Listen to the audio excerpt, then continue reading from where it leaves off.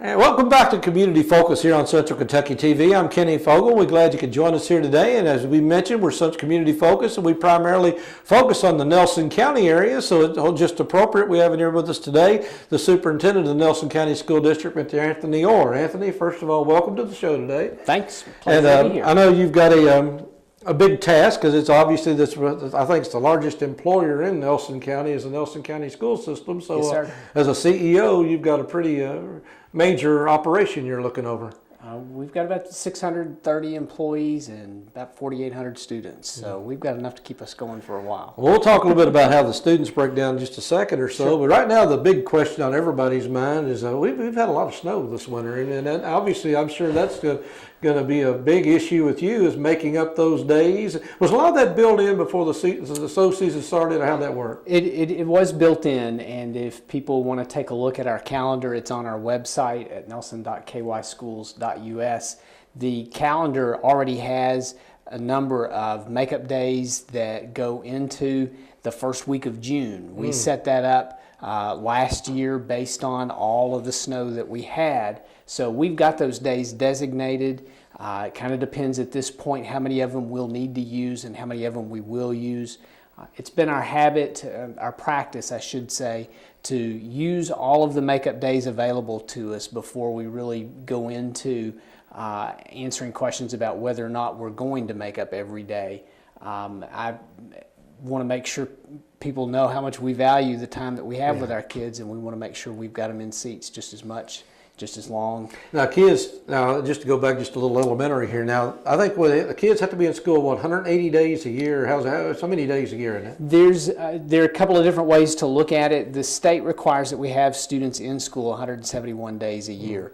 Our school year has been set up to be 176 days for quite some time. So we do have some flexibility in terms of all of those days, but we do want to try to get kids in those seats as much as we possibly can. And I know you've got several things you want to talk about, but I know when I was on the school board several years ago, a big issue was going around was a year-round school.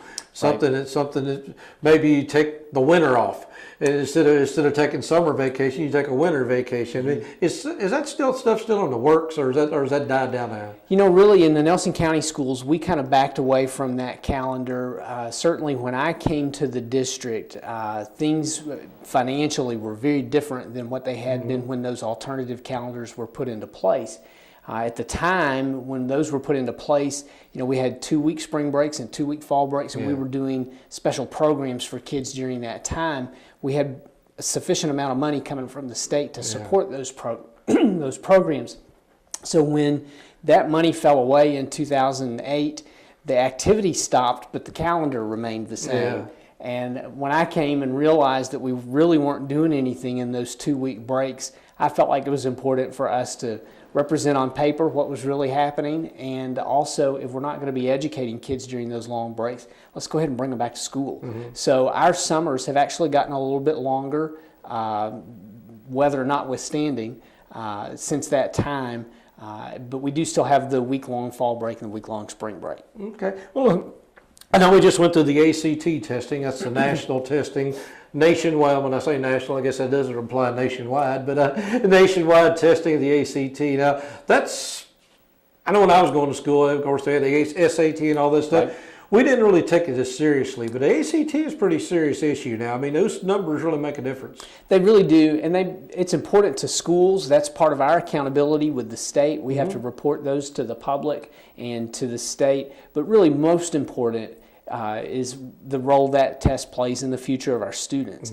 And I think, you know, when we were in school, the ACT helped determine what kind of school you could get into, what kind of money you could get in terms of academic support. Those things are still true, but anymore, you have to have the ACT to go into technical school. So there are broader applications of that test than when it was first initiated several decades ago, in fact a long time ago. So it's even more important than it used to be, and it can have an impact not just on those scholarships, but the truth of the matter is the score can have an impact that reaches far into your economics for the rest of your life. Absolutely. The ACT is one aspect of getting into college, but I know there's a lot of parents out there, maybe parents of seniors, or especially even juniors right now probably, that are thinking about sending their kids to college. you give them any advice on what they really need to be preparing for right now, say as a junior in high school? I mean, they've got another year to go. ACT obviously is a very important part of it, but there's other things they probably need to be looking at prior to going to college. Sure. This is the time to really make sure, especially in that junior year, that they're really developing a well-rounded resume for students. You know, we all are very interested in students making good grades when they're in school, but in a lot of ways, college admissions officers will tell you, if they sit down and discuss it with you, they'll tell you that it's more important for kids to take challenging courses than it is for students to make good grades in easier courses. That's a little counterintuitive sometimes, but we really want kids to take those courses that are going to stretch them, even if their grade is a little bit lower. If you take an AP course and make a B in it, that's going to be better in terms of the college admissions perspective. And I know a lot of people say that's why they don't want to take an AP course, because it's going to ruin their grade point average. That's exactly right. And I know folks are always going to be concerned about keys money that gets attached to that, but I really believe, especially for the long term, even if we lose some of the keys money, that's really small potatoes when you look at the advantage that kids can have by stretching their thinking in high school. When you stretch that all the way through the course of their working careers, it makes a bigger difference than just the keys money. Keys money is important. We appreciate the support that provides to students and families, but it's really more important for kids to really stretch their intellect and be ready for college and university.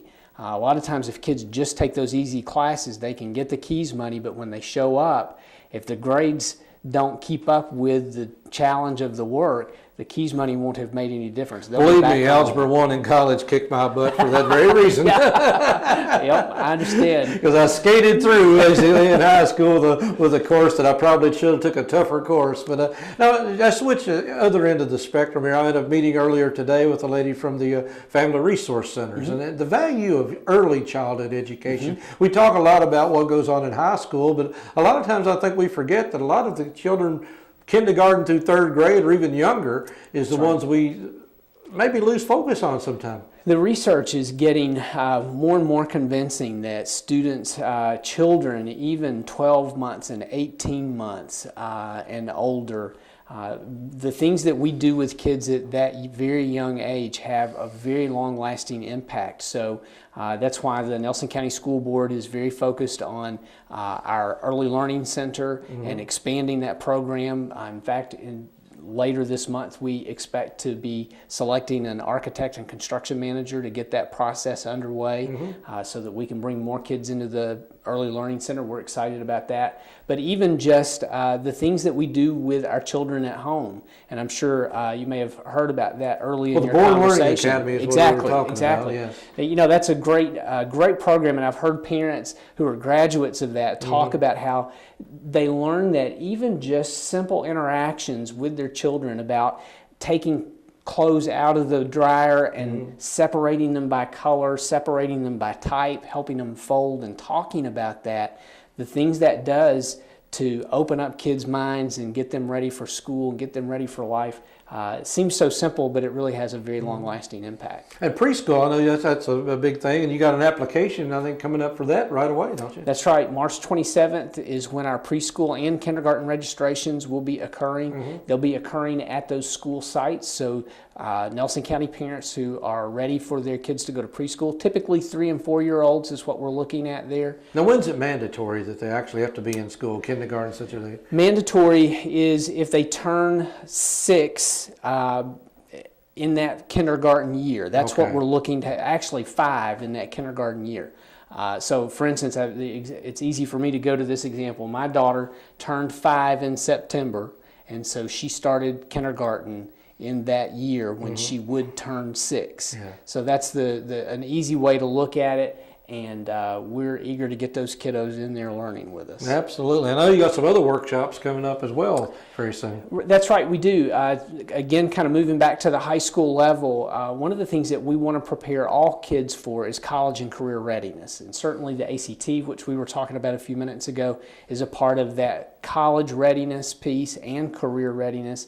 But we also have students who, for a variety of reasons and special needs that they have a more difficult that transition after they leave high school, whether they're going to be working, whether they're going to be helping mom and dad out around home.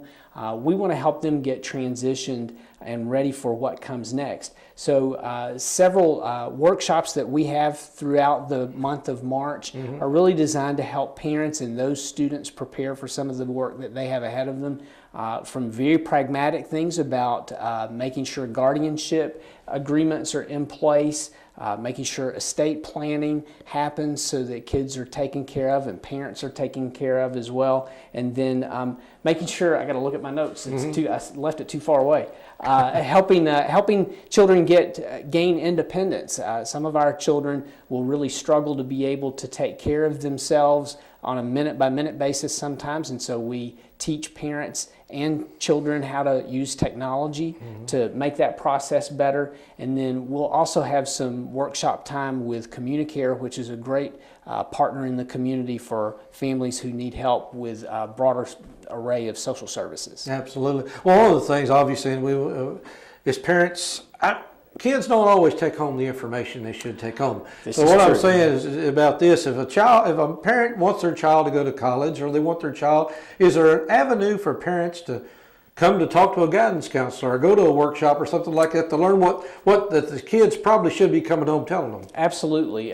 Both our high schools, Nelson County and Thomas Nelson, do a great job of sending out communications to students and parents on a daily basis. I have a freshman at Nelson County High School. I get an email every day that tells me not just the sports scores, which we're interested in, but also talks about the workshops that they have so that parents and families can prepare to fill out the financial applications for going to college, get the coursework that they need lined up. So if parents aren't already receiving those emails, they can go to those high school websites or just give a phone call to the school and they'll put them on those email lists. But certainly getting an appointment with the counselor is something that can help them kind of plan through those things. We were talking through the junior year a few minutes ago with the ACT, and that really is the crunch time, as you indicated, for students getting ready for that process. And so if parents of juniors and seniors aren't already really engaged with that, then that email, that communication with the school is really important.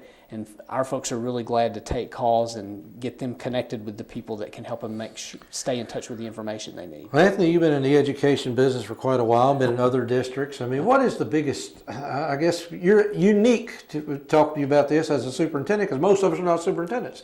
And so what is the biggest challenge you see right now in the education field, and specifically Nelson County? How much time do we have? Keep rolling, Gary. I think, I continue to be concerned about our teachers and the workload that we put on our teachers. I think, as I've said lots of times before, the job of teaching has gotten much, much more technical than it used to be. That's a good thing. We know more about what we need to be doing as teachers, but we're expecting more of teachers as that process moves forward. So I have a real desire to make sure our teachers know how much we appreciate and support the work that they do. We want to make that as easy as we possibly can, but it's a challenge. And I really have a great deal of appreciation for folks who bring their whole heart to the job and are putting their heart and soul, blood, sweat, and tears into it. Finance is always going to be a challenge for us in schools. We have limited ability, as you know, having been on the board. You only can raise taxes so much, and that's always troublesome because we're looking at our citizenry, who many of whom are struggling themselves financially, to say we need more, and that's a tough thing to do. But we look to our legislature to come up with some good tax reforms that might help. One thing I know all of you're us. doing locally, obviously, is, as I mentioned, CEO and in finances, is working out a deal with the Bardstown School District, because you get paid basically on the students that attend your school. That's right. And if your students are attending somebody else's school, obviously the money follows them. And that's right. And still, and even in the transportation issue with buses. That's so right. Explain a little bit what's going on between the Nelson County school system and the Bardstown school system. Sure, and that's been a very interesting process, and I think it's working out very well. We've been working closely with Mr. Holtzclaw and members of the school board in Bardstown, and in fact, just a couple of weeks ago came together in our board meetings and approved a memorandum of agreement. We did have a large number of Nelson County students, still have a large number of Nelson County students that attend the Bardstown City Schools. And so what we're looking to do is have the numbers shift back in the direction of the Nelson County schools. It's not just about money, although that's certainly a part of it. Even though we would receive approximately $3,900 per student who would be in our seat, it costs most of that money to have them there. So it's not a financial bonanza for the school district. But the agreement that we came to would be that over the course of the next 13 years, we would reduce the number of students in Nelson County addresses, but sitting in Bardstown City Schools by 180 students over that 13-year period. Relatively a small number of students, but we feel like that will begin to shift some momentum and bring those students back into our school district where their parents are paying taxes already. And so we think that's a better arrangement for the taxpayer and better arrangement for our schools as well. So it's been sometimes a difficult and very time-consuming process to get that agreement, but I think something that our community, Nelson County and Bardstown alike, can be really proud of is that both school boards were committed to making this agreement work, getting it hammered out without having to call in attorneys, without having to go into hearings with hearing officers in the State Board of Education. And quite honestly, we saved hundreds of thousands, if not millions of dollars by just sitting down at a table and working it out among ourselves. Well, I know just several years ago, the Old Kentucky Homewood Intermediate School, I believe it's called now, and you built the Thomas Nelson. That's been open 3 years now. How's that working out? Are we okay now as far as population division, or are we ready to build another school somewhere? Well, I mentioned the expansion of the Early Learning Center. That's one area where we certainly have a need for more capacity. We have the capacity to add probably another 1,000 or 2,000 students across the district without stretching our capacity. So we've got room, and Thomas Nelson's doing great. We see a lot of great things coming out of Nelson County High School. In fact, I should mention we just had an accreditation review at Nelson County High School occur last week, and just got rave reviews from the folks coming from outside our district, coming from other school districts, and from the University of Kentucky to look at what that team is doing at Nelson County High School. We're really excited for them and proud of them. Well, absolutely. Well, Anthony, we do appreciate you being here today, and I know, like I said, you've got a major business going on there, as well as the business of educating our children. It's not just, as you mentioned, the money thing. It's you're looking to our future, and our future, is most of them are in your hands right now. So we appreciate what you're doing and hope you just keep it up. Well, thanks. We have a good time. We've got good work ahead of us. Well, great. Anthony Orr, the superintendent of the Nelson County School District, here with us, and we appreciate you tuning in, and hopefully we've informed you just a little bit about what's going on. If you have any questions, I know you probably get people call all the time, and you need any help with anything, we've got several schools scattered. How many schools we got in Nelson County now? We have 11 schools. 11 schools. So Nelson County is not like it was when I was growing up. It's grown considerably. So 11 schools and a lot of kids and a lot of teachers. So stick around, a lot more to come on Community Focus. We appreciate you tuning in tonight. This is Kenny Fogle saying so long, everybody. Have a great and safe and